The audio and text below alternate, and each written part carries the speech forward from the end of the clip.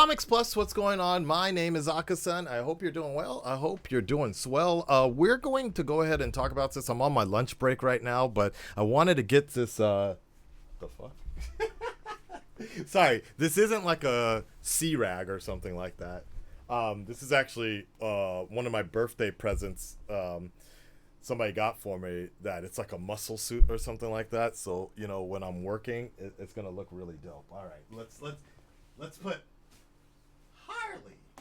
Smashed up Harley on the side. Smashed Harley. I wanted to talk about this because this is already making rounds, and I was seeing this on Twitter all week. Is essentially from a particular group of people.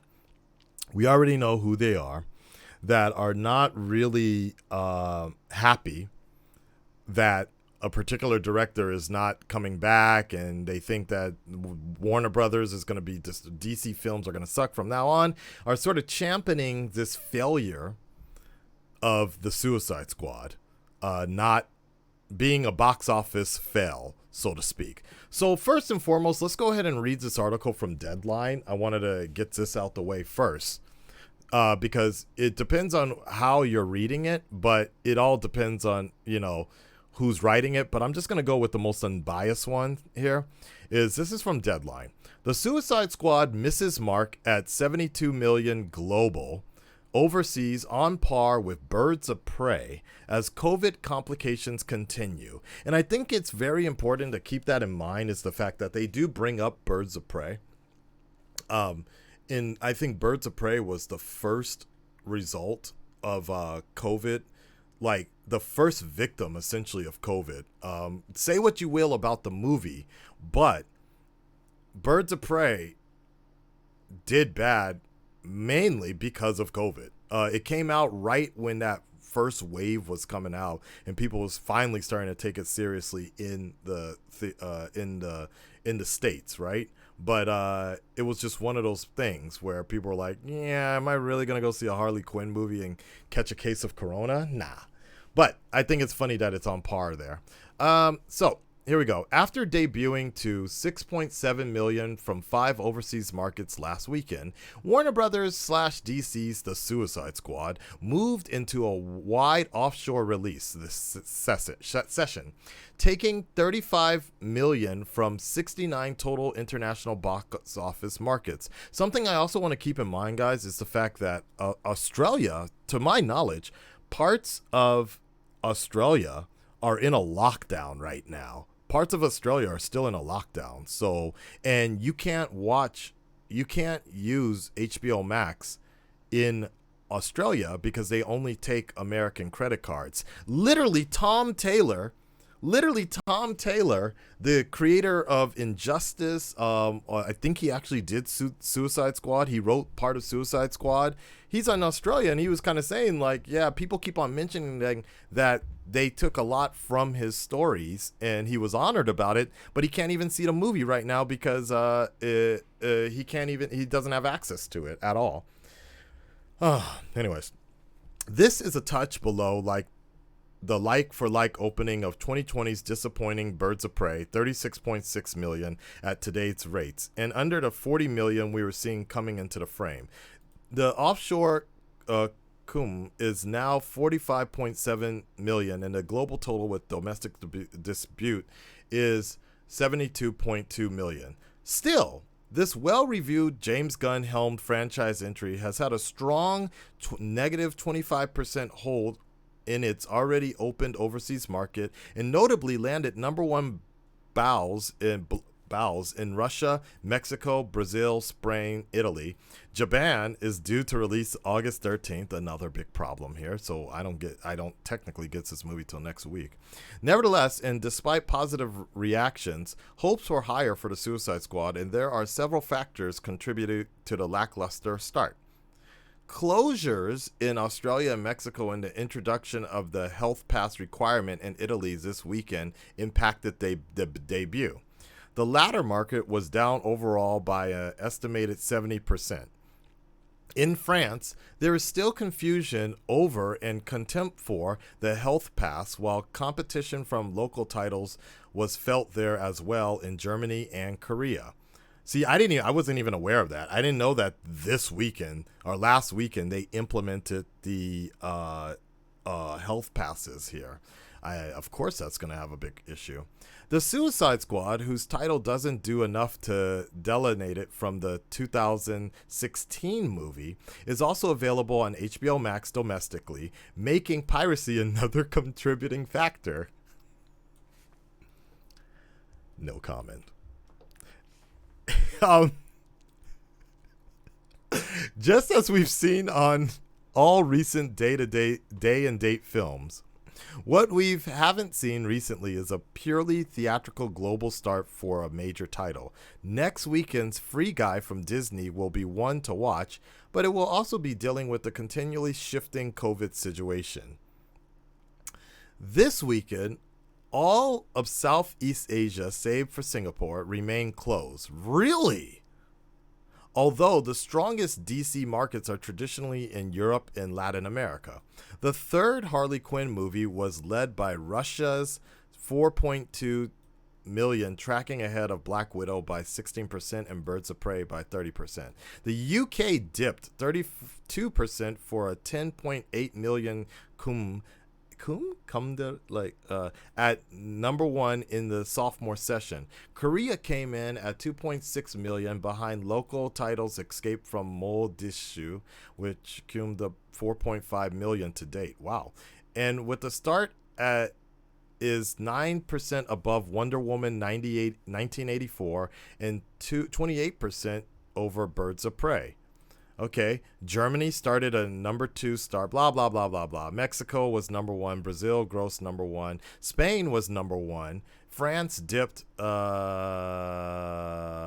something. And Italy was number 1 with 1.1 million in the depressed market. Whoa, I didn't know that. Shot entirely with IMAX cameras, The Suicide Squad grossed 2.45 million on 319 offshore IMAX screens. The films in this DC series are not released in China, where the session was led again by local Donnie Yen, Raging Fire with blah, blah, blah, blah, blah. China has seen some increased COVID restrictions in the past week, and next week's release of anticipated blockbuster The Battle at Lake Shanghai Shangji has been postponed. Really? Meanwhile, Disney's Jungle Cruise, which is still awaiting a China date, saw a 44% drop from opening weekend, with midweeks having risen from Monday to Wednesday. The Dwayne Johnson, Emily Blunt star added 15.1 million in 49 material markets this session for 56.1 international. All right. Really? Okay. So it's not really giving me the full thing that I want it to know, like, because see, that's the reason I kind of read this one, was you just get the numbers on this one, because, you know, like, there was another one where they were trying to pan it out to be like it's a failure, right? And it's not necessary, and I feel like this is the best one. It misses the mark. So, for example, here's another title. The Suicide Squad posts best R-rated opening during a pandemic with 26.5 million, but worse for the franchise, right? So it's very interesting to see how I feel like Deadline essentially did it right. They just posted what the numbers were. They're not really saying like the movie sucked, because I find it pressed. And I was talking to some other reactors about it and reviewers. I think we're going to have a discussion later this week. I'm not sure about, I really like to know exactly why they didn't like it. I understood, like, when DC Sun and I, which you guys can check on the full reaction for the most part. We had some camera problems, though. Watching DC Sun watch it, there were things that made him really uncomfortable in the movie, and I won't spoil anything, but there's just there's like things like, if you have phobias, this is not the movie to watch. If you got a rat phobia, if you got a spider phobia, if you just got what's that thing they call where, like, you don't like holes, you don't like seeing lots of holes in the like together. What is that? Trypophobia or something like that, right? If you don't like just blood, things like that, and like nerves and things like, there's a lot of detail of stuff that can make you really uncomfortable watching.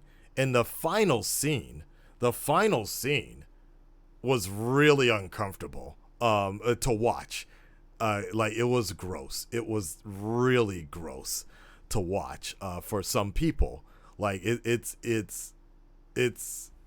hard. It's hard to watch. And so I see where for some people that can be very uncomfortable watching. But I still was entertained by it, and I thought for the most part the pacing itself really worked well, except toward the middle it kind of hit a kind of a dropped spot, but it was all right overall. So it's interesting to me. So it's not necessarily, I would say the way you look at this is it's not really a box off. Unfortunately, it's a box office failure in comparison to other things, but not in terms of story or whatever the case may be. Right before I started this recording, a good amount of my fans haven't even watched the movie, and they just don't really have that much of a desire to watch this movie. It's Suicide Squad, right? And we already know how some people felt about the first version of the movie. We know how people felt about Birds of Prey. You're taking these D-listers or whatever. You can't compare it to Justice League, right? It's not something like that. It's not an Avengers title. And, only the House of Mouse can essentially take D-rank characters, and people will go see an MCU movie regardless, right? And it doesn't matter if there's a pandemic or not. We catching that corona for Black Widow. But as Deadline already said, Black Widow had a huge drop off as well the second weekend. So the thing I think to take out of this the most is that in all likelihood these movies are going to go on delay again. All of these movies, like Disney can kind of take hits, but no other studio can really afford to release a movie. There's no way that Dune is coming out now. Not in this particular situation. DC, Warner Brothers, props to Warner Brothers for taking a risk and doing the same day and date situation, but it basically doesn't seem like it's really working for them. And it seems like they're having the same problem that they had with Birds of Prey and such, and all the other movies that have been released. And their next big one, to my knowledge, is Dune. And that, at this moment in time, the way the situation is set up, it just doesn't seem like it's going to work out for them. If they make it theatrical release only, how many people are really, like, can you really say that in 4 months people's moods and people's minds are going to change in terms of going into watch going to watch the theatrical release only? I don't think so. Widespeed, our Fast and Furious came out last weekend finally in Japan. I can skip it. There's just not really, we got 5,000 people getting sick every day now, which is a record in Japan. It's not really worth catching a case. It's not even worth chancing it right now. Venom 2, I mean, for me in general, based upon what I've seen so far with Venom 2, I'm good with just waiting. Like, I'm good with waiting for the Netflix release situation. It was going to be hard to get me to go to the cinemas for that one anyways.